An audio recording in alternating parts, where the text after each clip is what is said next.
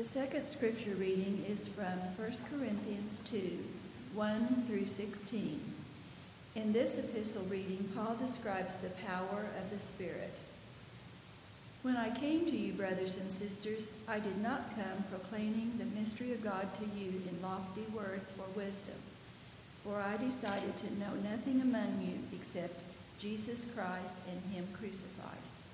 And I came to you in weakness and in fear and in much trembling. My speech and my proclamation were not with plausible words of wisdom, but with a demonstration of the Spirit and of power, so that your faith might rest not on human wisdom, but on the power of God. Yet among the mature we do speak wisdom, though it is not a wisdom of this age or of the rulers of this age who are doomed to perish. But we speak God's wisdom, secret and hidden, which God decreed before the ages for our glory. None of the rulers of this age understood this, for if they had, they would not have crucified the Lord of glory. But as it is written, what no eye has seen, nor ear heard, nor the human heart conceived, what God has prepared for those who love him, these things God has revealed to us through the Spirit. For the Spirit searches everything, even the depths of God. For what human beings knows is what truly human, except the human spirit that is within. So also no one comprehends what is truly God's except the Spirit of God. Now we have received not the spirit of the world, but the Spirit that is from God, so that we may understand the gifts bestowed on us by God. And we speak of these things in words not taught by human wisdom, but taught by the Spirit, interpreting spiritual things to those who are spiritual. Those who are unspiritual do not receive the gifts of God's Spirit, for they are foolishness to them, and they are unable to understand them because they are spiritually discerned. Those who are spiritual discern all things, and they are themselves subject to no one else's scrutiny. For who has known the mind of the Lord so as to instruct him? But we have the mind of Christ. Good morning. Caleb asked me to speak about how I came here and my experiences here, and to talk a little bit about the lectionary. He said take 7.5 minutes. I think I got 7 minutes and 12 seconds to go. We may get out early. Before I talk, I think it's only fair that you know some more about me, because in the grand scheme of South Street, I'm kind of a newcomer here. I was born and raised on a farm between Nixon and Clever. My mom was a housewife. My dad was a carpenter. Actually, my dad was a real farmer. He worked every day as a carpenter to be able to afford the farm. I spent my early years in the Christian church at Clever. Hubert Lyons, Caleb's grandfather, was the preacher there. When my dad died when I was 10, Hubert preached his funeral, and being the saint that he was, he taught my mother to drive, who was then age 50. Taught her, I think it was in a 54 Chevy with a 3-on-the-tree stick shift, so that was kind of impressive.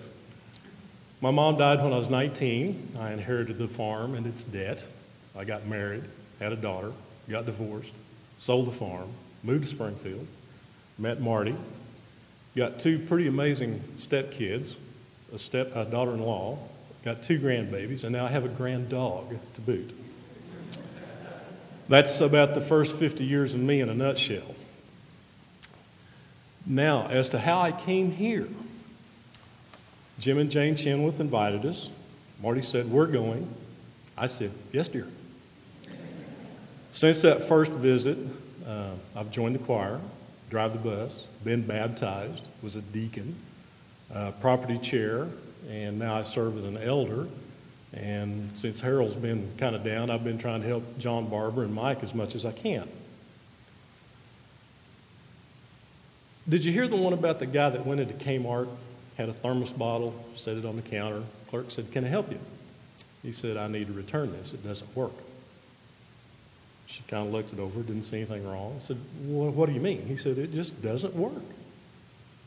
So she looked it over a little more closely, didn't see anything wrong, and said, sir, what's the matter with it?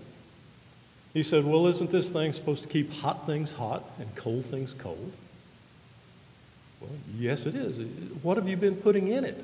He said, I put 2 cups of coffee and an ice cream sandwich. He didn't get it, did he?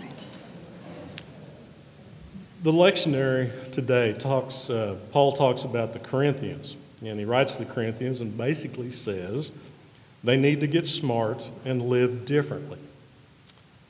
They acted like they understood, but their actions showed that they really didn't get it. Why? Does that sound familiar? We're to the gifts of leadership part. And if I had a big head and a matching ego, I might want to think that I'm a leader and I'm your gift to you all. I don't have an ego and I don't see myself as a leader, but I'm very positive about one thing. There's been an amazing gift involved, and I've been the recipient of that gift. And that gift is I've got a family, and that's all you guys. Now, as a family, we're probably a bit dysfunctional at times, but nevertheless, you all are my family. I've got parents here, and not to mention any names, but Jim and Jane, that would be you. I've got aunts, uncles, cousins, nephews, nieces, kids, grandkids. It's pretty cool. And what do most families, big families, do every Sunday? They gather around a table for a meal. Now, this meal is not probably your typical fried chicken, mashed potatoes, gravy, and corn, but nevertheless, this meal that we share here nourishes in a way that no piece of fried chicken ever can. Thank you all for being my gift. Thank you for being my family. John called dibs to go first, and now I know why. He stole part of what I was going to say, but we didn't compare notes. Caleb mentioned this morning he was excited to hear what we were going to say. He sent that to me in an email this week, and my answer was me too. I was actually, what he doesn't know, I was thinking about a wonderful opportunity I had a couple weeks ago. My daughter still has 3 months before she's 16 and can go drive on her own. So for right now, she still has to have, the coach with her. And that's wonderful for me because it means I get to still watch it with enchantment the fun of teenage girls out going places and doing things. I call them a gaggle of girls, like a flock of sheep. And a couple of weeks ago, I was out with the gaggle of girls as they were driving and laughing, and one of them looked up and said, I make a point to never think about what I'm going to say in advance because I like to be just as surprised as everybody else. So now that Caleb's wondering who asked me to speak this morning and whose idea that was, that's where I am today. I, like John, was asked to speak about my faith, why it matters, why South Street matters to me, why I'm here, and why I choose to serve in leadership. And I first thought about people like John and many of you in the congregation who have made journeys to this church from other denominations, from other faiths, sometimes from other walks of life. And I thought, well, I've been in this church since I grew up here. Many of you knew my grandparents, Jack and Flora Bolden. Some people said that they built the church around them. My Grandpa Jack went here for 87 years before he passed away at the age of 91. But even before him, a few of you out here actually knew my great-grandparents, and Lee Bolden. They said they built the church around him, and I think they may have, actually. He was a very active member of the community chest, which I have to tell kids today that wasn't just something Parker Brothers made up for Monopoly. It was a real thing that existed. And he was very active downtown, and he went to this church for many, many, many years. And so it was natural for me to be here. But as I thought more about it, I thought, I did make a choice to be at South Street many times through my faith journey. When I was in second grade, I remember I was so enchanted. We had 2 Sunday school classes of second graders. We met up in what is now the Children Worship and Wonder Room and the bell choir room. And they were one area at the time, and there was a curtain that you pulled to separate them. And we would be up there, and my favorite part was when we got to sing, because they would open the curtain, we would all come together, and my grandma, Valora, as you know her, Grandma VB as I know her, would play the piano. And I didn't get to see her play the piano very often, but it always just enchanted me, and I thought that was so much fun, and that was enough inspiration to make me to come to Sunday school every Sunday, was to get to sing with her playing the piano. And as I grew up, I was at this church, but I also had other grandparents that were Baptist, and so I got to go to that church sometimes, and great-grandparents. I was blessed to grow up with my great-grandparents and my grandparents. And I went to vacation Bible school at the different Baptist churches, but I remember vividly feeling like a visitor at those churches, and I always felt like this was home. And when I came to vacation Bible school or Sunday school here, this was comfortable. And I think it was so much home because it was always so full of love and happiness and joy to me. Those were always fun memories. And as I grew up and became a teenager, and my brother was a teenager that was hard to get up in the morning and move, I always knew I had my grandparents that would come pick me up and take me to church. And as I became a teenager, there was many Saturday nights. I was very busy, many activities, going 9 million directions as kids do. But if I had a Sunday morning open, I could always call them and say, I'm free to go to church on Sunday morning. And you know they'd come and pick me up. Now sometimes it was just Grandma, because Grandpa wasn't quite ready to go out the door, despite Grandma saying, now hustle up, Thomas Jack, it's time to go. Still, he might not be making it out the door, but she'd come get me. And I think now about what an inconvenience that must have been to their schedule.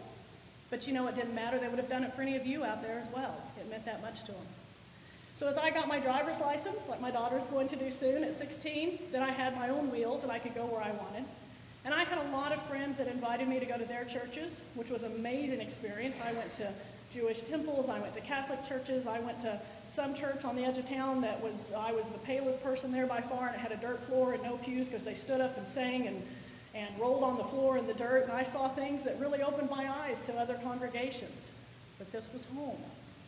And when I was 16 and had my own car and could drive here myself on Sunday mornings, I did, often. And what I remember was sitting by my grandparents and being so amazed at the happiness in their eyes. And it was such a social thing for them. They weren't people that got out and did a lot of, meet and greet social activities, but this was their social structure, and it's because it was such a happy place. And I feel that now. When I moved to Texas for 10 years, I went to a disciples church there. It was a wonderful place. The associate minister was ordained here. There was neat connections. And they always tried to get me to join. And I wouldn't let go of my membership at South Street because something in my heart always just connected me here. This was my home base. And when I moved back here, we went to some other churches. We went with my great aunt and other relatives that went to other churches. And Sammy was little, and they had amazing nurseries and toddler rooms, and they had bright colors and fun places. And I sat there in the pews, and I felt like a visitor. And it just didn't have that same connection for me that South Street did. So as we came back and made this our church home again, then I got to watch and be amazed at coming here on Sunday morning and feeling such an energy of happiness, to be so uplifted spiritually when I came in.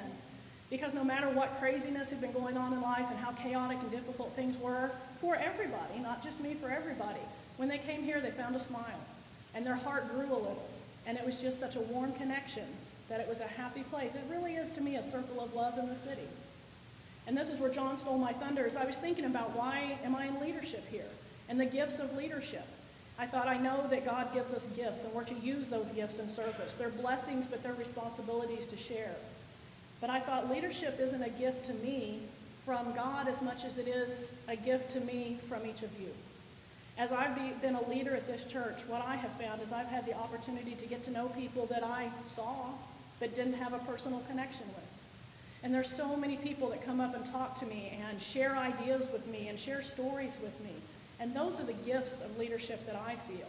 I feel by being a leader at South Street that I have been given such blessings to get to know so many people here and to get to have a more personal connection with them. And even when I know they're in hard times, I feel an embrace in my heart for them that still makes me feel happy that I have a connection to them. And when they share their joys and their happiness and their smiles, then that truly brings me back into the circle of love in the city. And I feel so blessed that I'm able to be a part of that circle. So when they asked me to come talk about the gifts of leadership and why I'm here, it just made me think about the love that I feel that I get to share with each of you. So I just wanted to end this morning by saying, as John did, thank you. Thank you for sharing with me in those gifts. And thank you to God for putting me in this place. Amen.